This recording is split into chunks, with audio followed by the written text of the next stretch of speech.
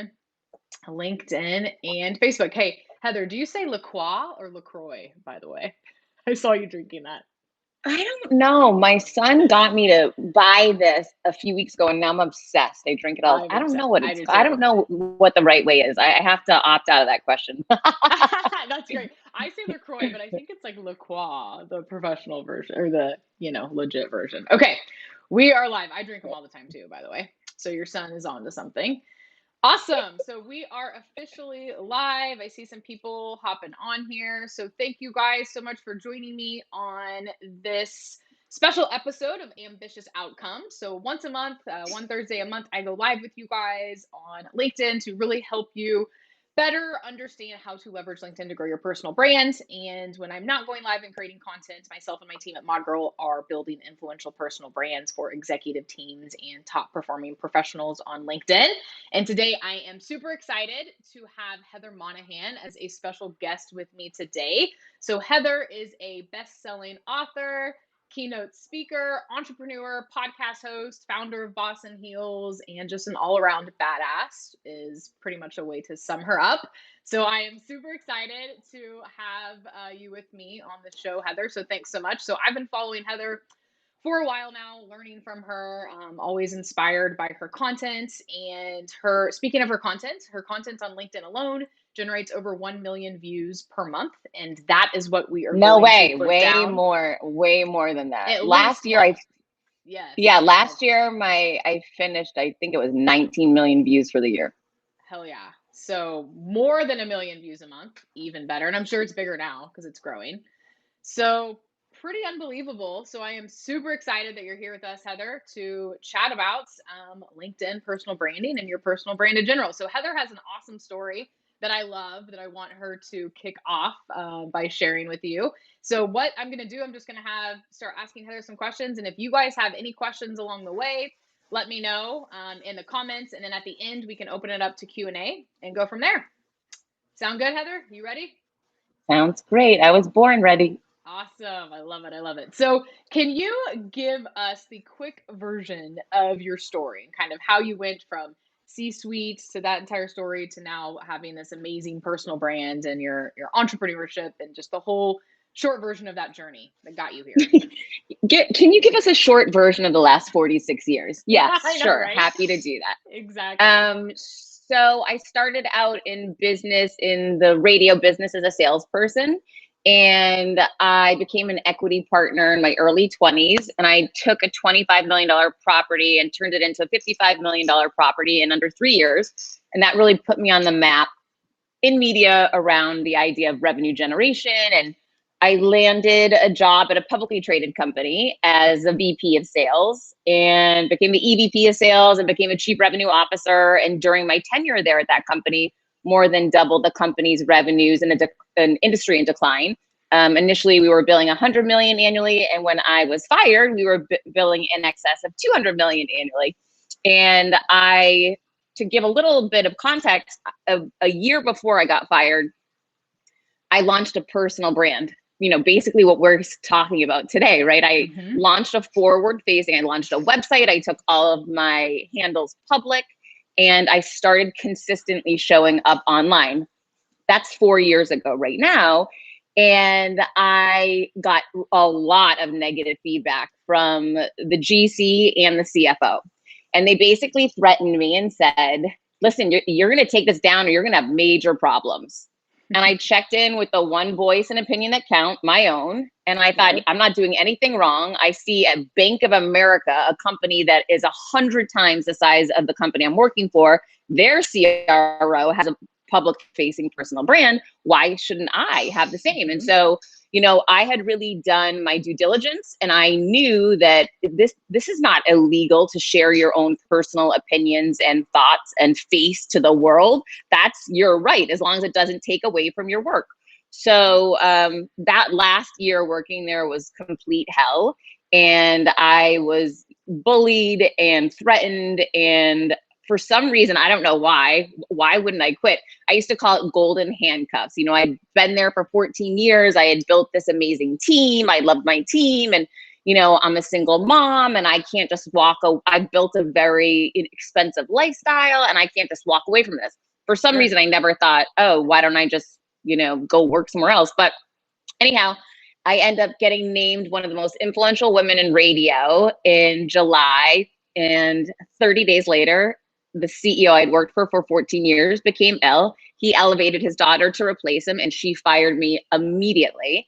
And I'm a type A overachiever and have never been fired from anything in my life. So I really took a heavy hit with that. I didn't know where I was going to get my next paycheck. I didn't know how I'd pay my bills. And so I decided to do something different. I have just been fired. And if I've ever helped you in the last 20 years in business, I need to hear from you today. This really hurts. That post went viral and landed me on the Elvis Duran show. And then when I was on the Elvis Duran show, he said, well, Heather, obviously you're writing a book. And I said, obviously, but I wasn't. I didn't know what I was going to do. And so I Googled, how do you write a book? And anyhow, I ended up writing a book. Oh, here it is. La, la, la. Yes. I wrote my first book, Confidence Creator, which trumped for #1 on the business biography list the first week it came out. And yes, I do have the screenshot to prove that. I post it occasionally. And then I Googled, how do you sell books? And it said speak. And so I had been speaking for 20 years in corporate America, but I didn't know it was something you could potentially get paid for.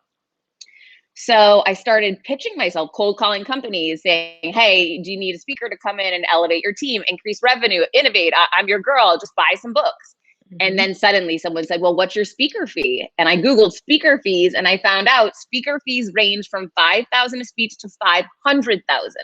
And that's when my business model completely changed. And I said, forget the book sales, let's focus on speaking engagements. And so I gave my first TEDx talk. I got promoted to TED. It was translated into 6 languages. My speaking career took off until the pandemic hit. And then the pandemic hit. I signed a deal with HarperCollins Leadership to write my second book, which is coming out in November. I got a call from Harvard and I became a professor at Harvard teaching professional sales and sales leadership. And I was appointed to the board of directors of HealthLinks, a biotech company in Naples, Florida. So it's been a crazy year. I launched my executive coaching program, but now luckily the speaking business is back. I was named top 40 female keynote speaker in 2020. And I've got my first live speaking engagement this month and I'm super excited about it. Oh yeah?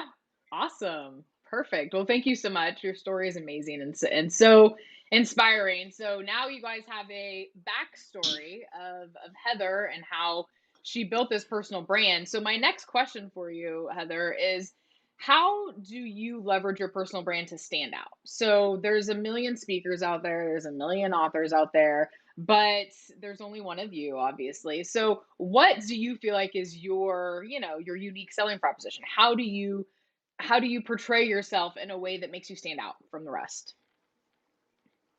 I made it cool to get fired. And no one, when I first posted, I got fired. Everyone who loved me said, take that post down. It devalues you. It makes it look like something's wrong with you. And I said, no. In fact, I Googled who's been fired and Oprah's been fired and Mark Cuban's been fired and J.K. Rowling's been fired. In fact, if you haven't been fired, get fired because that's how you get good company and set yourself up to take off. So I'm leading with a narrative nobody else is leading with. Yes, I agree. And I think that's huge, you guys. And so Heather is leading with something that was not really the best part of her life, right? Like you were completely stressed out and you were fired and you didn't think that you would turn that into something amazing. But we have to be vulnerable in that sense and look for those unique ways to share our story with the world. And if Heather wouldn't have shared that, I probably wouldn't be talking to her right now and she probably wouldn't have all the success that she's had. So I think the key here is to open up and not be afraid to share those things. Wouldn't you agree, Heather? I agree if it resonates with you. You can't do something, it comes across fake, and I've seen it happen. Like I've seen people now try to do a knockoff version of what I'm doing and it doesn't ring true, right? So it's like you have to ring true to you. And I don't know what that is. For anyone, it could be something different. Maybe for you, it's that you like to talk about your fitness routine. And that's what's unique and different about you, because a lot of people in business aren't really focusing on fitness, right? But to you, that's your thing. Like, care. You're not in business if you're not first working out. And that rings true to you, then you need to lead with that. But if it doesn't ring true to you, don't try to knock it off. Yeah, I'm so glad you said that too. And I talk about this all the time about having a good balance between, personal content and business content. And I am not one to share a lot of personal stuff, right? But and so it's uncomfortable for me to like force myself to share something super personal, but I do it in a way like I'll share motivational content or something inspirational that's based on something that just happened to me, like something that I just went through. And so I have my own way of opening up, if you will, that is different than everyone else's. And I think that's what you're saying here too, Heather, is like make sure you're comfortable with your way of sharing that with the world and what's going to make you stand out. No, I'm not saying that. I don't care if you're comfortable. In fact, it's better if you're not, right? I was scared to death to put that post up. I didn't know what was going to happen, but I just kept asking myself, Heather, is this your truth? What do you think? Do you think that you're going to look, pathetic or whatever the words people were telling me? And I thought, no, because this just, it doesn't make me a bad person. Like I had that conversation with myself. It rang true to me. I thought, you know what? I understand other people don't like this idea and they don't want to post if they get fired. That's okay. That's them. I'm going to do me. And for me, it feels right to me. I felt very uncomfortable. I don't want to mince words. I was scared to death. And I hid under my weighted blanket. I'm like, oh my God, I hope this was the right thing to do. But I just kept asking myself, is this the right thing for me to do? Yes. Okay. Then keep going. Okay. Perfect. I love it. I love it. I love it. Let's see here. I'm looking at Heather's key to success. Get fired. Love it, Joe says. Oh, yes, yes, yes. Okay. So when it comes to posting. Wait, I hate that I can't see the questions. That's so annoying. Oh, you can't? Oh, it's because it's on my LinkedIn. That's why. I can read them for you though. No worries. Okay. I'll point them out. Oh, you have a fan here. Evie says, so happy to see Heather live with you. Her podcast is awesome. Yes, indeed, with the fire. It's so, oh my God, I interviewed Jamie Kern Lima yesterday. It's going to drop Tuesday. It's so freaking good. I'm so excited. Yes, I love your podcast too. I will check that one out for sure. Thank you. So let's continue on the topic of content because that's where we led, right? You posted this, I got fired, it went viral. And since then, you continue to post amazing content that obviously works really, really well and generates over 1 million views a month. So tell us, what have you seen in terms of what performs best? And I know everyone's a little different, but when it comes to you, what do you feel like, what type of content works well for you and resonates best with people? The first thing I'll say to people, if you're not analyzing your content, you're lost. You have no strategy, right? So I use Shield Analytics. You don't have to use Shield, right? I'm not a partner there. I don't care what you use, but you have to use some type of analytics tool. Data doesn't lie. So I'm constantly looking at the data. And that's the same with writing my new book, right? Which I just finished my new book. I leverage social media to test concepts for my book. And I look at the data. Oh, wow, this lands well, or, so always use data in any type of business and any type of media you're creating, look at the data. So I'm constantly testing, and that means I'm taking risks, right? So sometimes I put crazy stuff up and it does terrible. And I'm like, oh, okay, that doesn't work. Okay, I had to try it though. I need to know. I've learned, especially on LinkedIn, it's not like Instagram where you're going to ruin the look of the feed. Yes. I test different things. I show up differently. I show up here today and I don't do my hair or have makeup on. And it's so interesting. I did a speech last week and it was just because I was late. I got stuck in traffic and I couldn't get ready, which I never do. That speech landed 10 times better than other speeches. And really? they mentioned we appreciated that you didn't do your hair and makeup. It made it so much more real. Wow. I put that in my data. I put it in my Word doc. Like I keep different docs on, speaking, books, content, whatever. And so I put that in there, when speaking to a group of women, do not do hair and makeup. Okay. Like I'll keep trying that, Uh-huh. And so you want to test different things. Things change over time. Things change around what's happening in the world. It might have nothing to do with you. So for example, when I first got on LinkedIn, it did really well when I would do like the 7 ways to close a deal now. the number one way to get into your ideal prospect. Like teaching was doing really well 4 years ago for me. Now teaching stuff does okay, and it's like mediocre, the median. But what does really well is anything around kindness. If I post anything around kindness right now, I guarantee I'll hang up and show you. I'll go do a post, about how, we need more kindness in the world right now and people are struggling. And instead of judging, start empathizing. Boom, that post will explode. And it's just so crazy. But the only reason I know that is I'm constantly looking at the numbers. Yeah, no, that's a good point. And I have my puppy barking in the background, as you can hear. Dolly, come here. I swear. And I even gave her a bone to like distract her. Hey, Dolly, come here, baby. Come here, baby. So it's funny that you said that, because I was just talking, and I said this on a podcast, and someone said, so what is the one thing that people don't think works well, that works really well on LinkedIn? Like one thing. And I go, sharing personal, like motivational, like personal content has nothing to do with business. And they're like, really?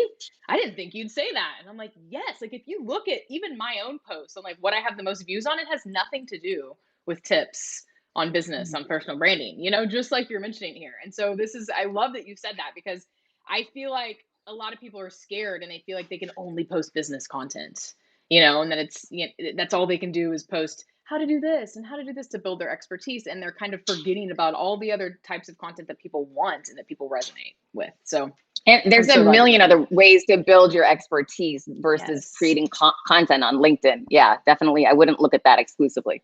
Right. Agree. Perfect. So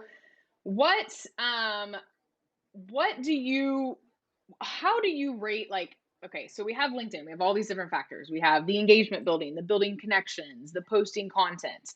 So how important has relationship building been for you when it comes to LinkedIn and engagement, like engaging with other people and relationship building? I want you to talk a little bit about that, because I talk to some people and all they do is do content and nothing else, and they're wondering why it's not working. So I would love your take on. I don't know if this is the answer you want, so you'll give me feedback if you wanted me going a different direction. But for me, I met the woman that runs my social media from LinkedIn.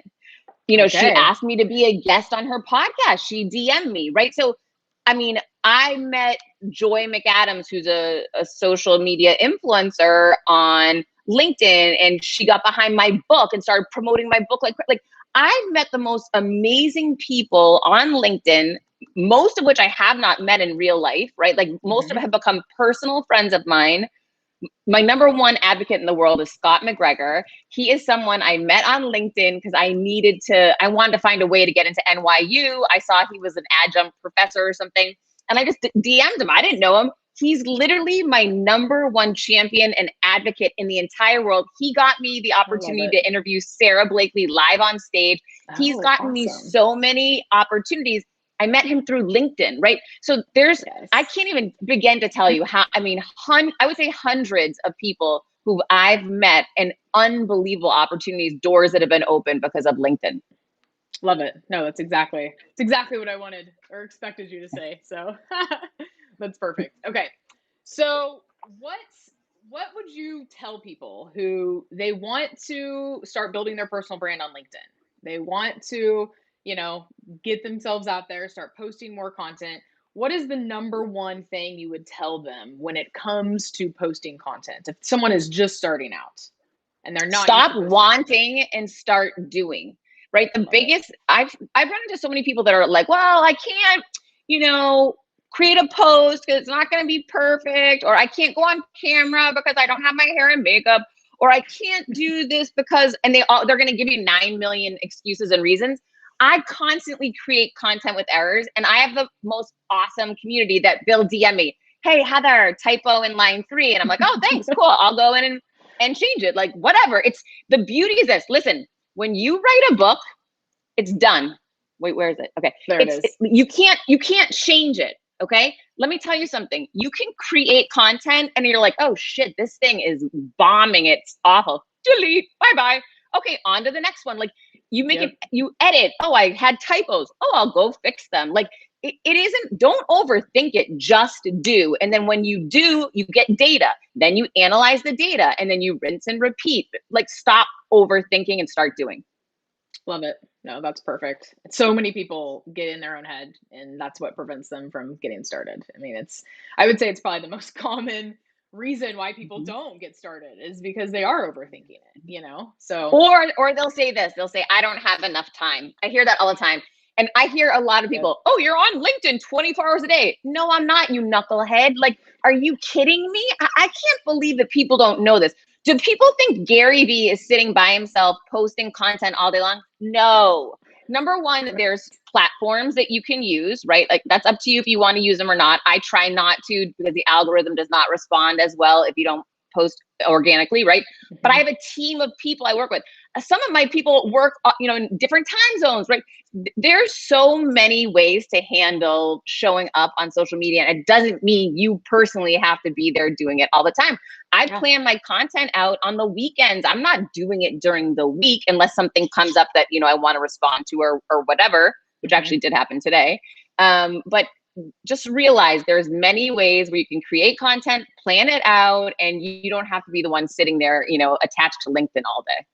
I agree. I'm so glad you said that. And same with me, right? Like even people just starting out entrepreneur wise, like you can find virtual assistants for pretty affordably that will help you do this. I mean, you can find one for $5 an hour. I mean, you can make it work and have people help you. I'm so glad you brought But up. can Go I ahead. want to bring something up to that point. Yeah, I got put in LinkedIn jail last year, and it's not a fun place to I go. had So I that want happen to too. I Yes. want to cue everyone in here. Do not start hiring 100 people and give everyone your password, and you're going to go to LinkedIn jail. I'm just letting you know. Yep. So what I Agreed. would do, and this is what I've discovered, and in a lot of conversations with many different people, is that the best thing to do is if you can get an assistant local, someone, I'm in Miami, so if I have other, an assistant in Miami that's logging in, that's okay. Like, LinkedIn isn't going to say, "This seems very weird, she just changed Yeah. computers in Miami," right? So I would just be aware that when you create your account, the goal for them is just to have you be the only person that is using the account, and just be mindful of, you don't want to start having people in California logging into your account if you live in Miami. That throws up a red flag. 100%. Yeah, no, I'm glad you said that. And same, like the people that log into my account are in California, right? But you can hire virtual assistants to do other things to help you with content that, aren't logging in. But I'm Yeah. so glad you said that because, yeah, and that's something that they're flagging more too. And speaking of that, someone asked just now, do you recommend any automating of posting? Like, you just mentioned how you don't typically. So you're manually posting on LinkedIn. I have a friend, I'm not going to say who it is, but he works for Team Gary Vee. So I'm Okay. super lucky that I'm able to access insights, that I wouldn't otherwise know. And he Hmm. shared with me, I used to use a planning tool. And he Hmm. said to me, test this and see, test only, even if it means you just only post early or only late, like, who cares? Just test it. What do you have to lose? And I said, great point. I'm going to stop using the planning tool for 30 days and test it. And the results were fantastic. Really? Huh. Good to know. Yeah.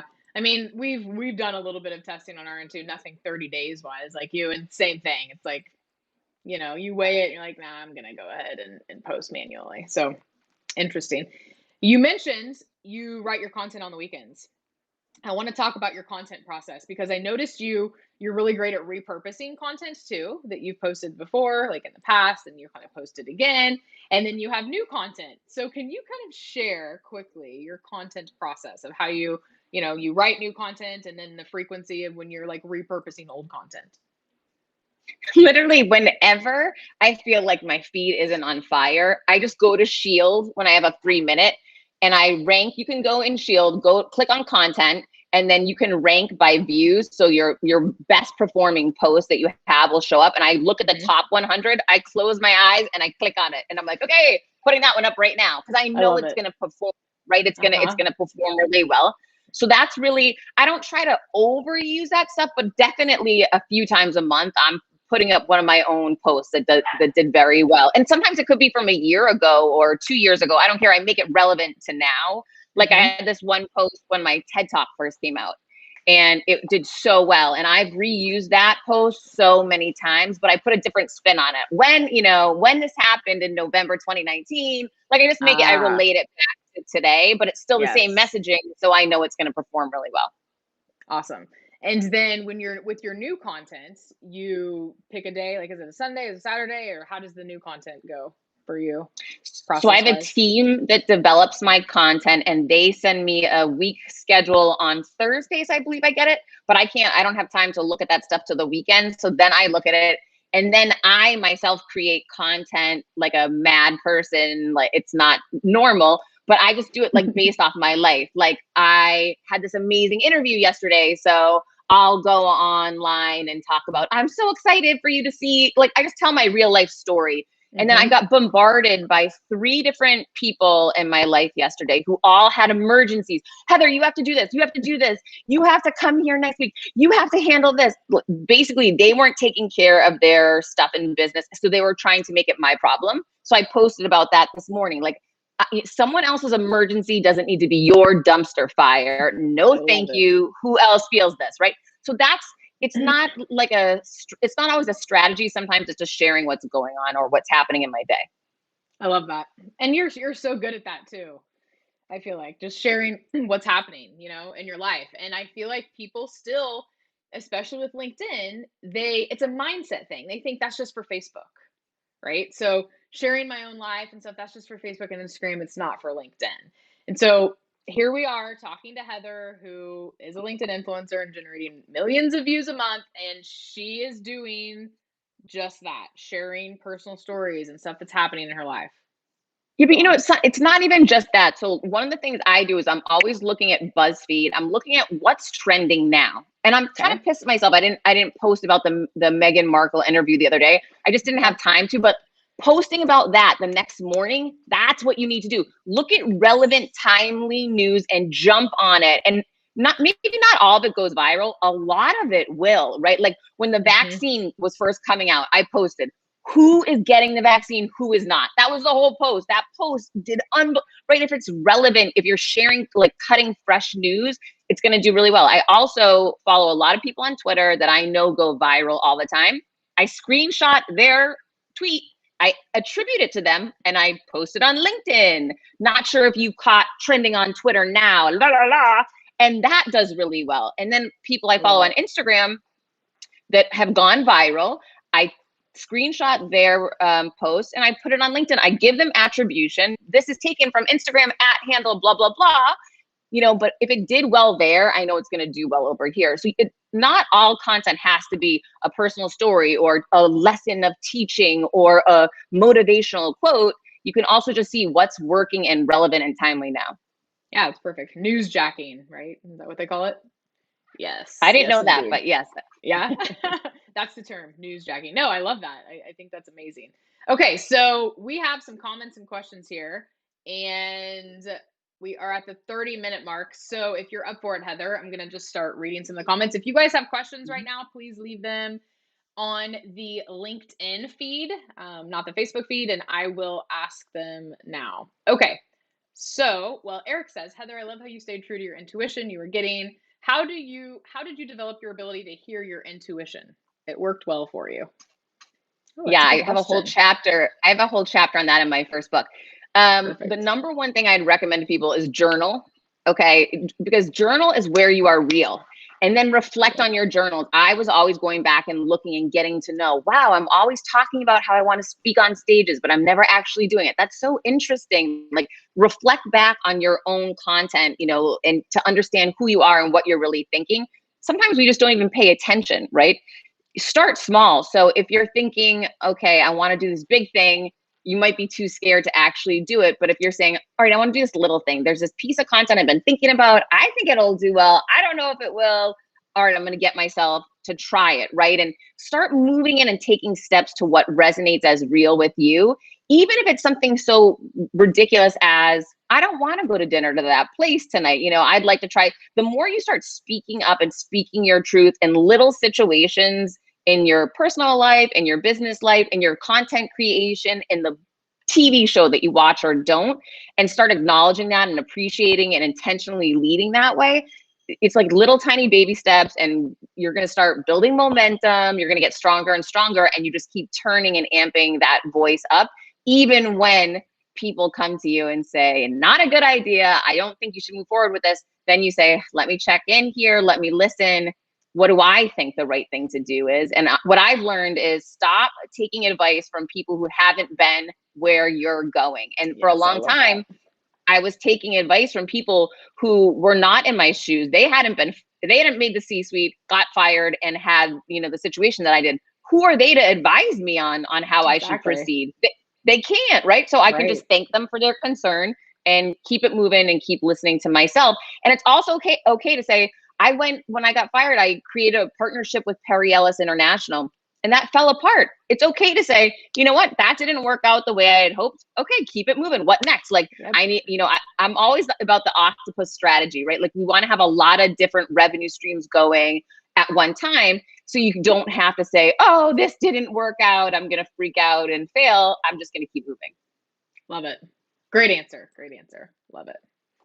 Okay, Fahad says, I have a question. The biggest challenge I face is what to write or post about. It takes me much time what to post, and when I do, I get very little to no engagement. So I guess the question is, which we already talked about, really, look at what's happening I mean, you can chime in anything else you have here, but Heather just kind of mentioned, right? So there's a whole slew of things you can talk about, personal stories, look at what's trending, look at what's popular right now, news jacking, tips and tricks, right? There's no like one set answer on this is what you should post, right? I mean, do you have anything else to add to Go that, do Heather?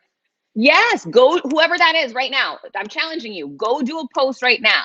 Say, I'm live watching LinkedIn Live. It's unbelievable. I'm able to ask a real-time question. Do you get value out of LinkedIn Live, or is it taking away from your workday? Hit me up in the comments below. Put a point finger. Tell them what you want them to do. Yes. Use the hashtag career advice, questions on LinkedIn. Use sales tips, sales advice. Use some, longer form hashtags, and then you want to create a group. This works unbelievably well. I have different groups created where if I want to get engagement on a post, I go to the top of the post, there's 3 dots, I click copy post, and I pop that link into a group chat on my phone, and my friends jump on and say, hey, great post, Heather, and they engage. And that Yep. helps your post do better. So, show up consistently, just show up, create content, use the right hashtags, tell your audience what you want them to do, and then ask your friends to support your posts.